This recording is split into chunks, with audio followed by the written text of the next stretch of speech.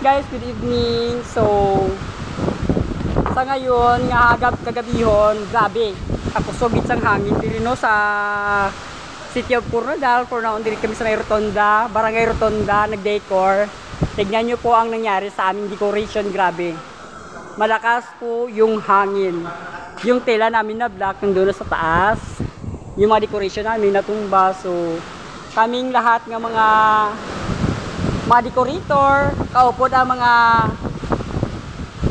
barangay workers or mga staff ng barangay na natakot yung aming PIO. Abi ko gani, isog-isog, di na siya man. Sira pa Bora. Abi ko isog, oh my God, Lord. Napintalan media ko sa isa ka na decoration na mo. Ang media ko man, oh, abi ko isog man. Lord, nagdalagan man, kay kusog hangin, my God. Actually, hindi lang magdid ako, no, siyempre. Lahat kami, nakabahan rin.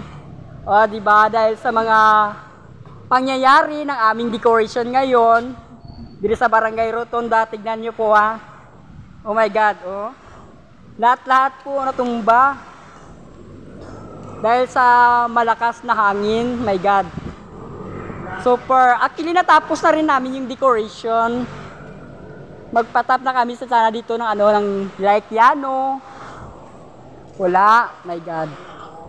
Nasira talaga lahat. So, sige lang. That's a life. Hindi naman sadya na magganito mangyari. So, after nito, ayusin naman na rin namin to. Diba? Yung mga kasamahan nandun sa loob, natatakot dahil sa sobrang malakas na hangin. O, diba? So, yan, pray na lang natin yung mga iba-ibang bahay na daanan ng hangin na malakas. So, halong po and keep safe everyone. So, by tomorrow, ipahayag yan ng ating PIO. Si Rafa Bora, grabe ka active, super, no comment ako na dyan, kasi ganyan talaga. Rolls is rolls. So, bye everyone! Okay. Bye-bye! So, abangan nyo na lang po sa YouTube at saka sa aking Reels sa Facebook. Yun. Bye-bye po. Bye-bye. By the way, I'm Roy. Char. And Rafa. Siyempre si George. And si Matet nga Hondonero. For sa masangkol ko, tingo. Bye-bye.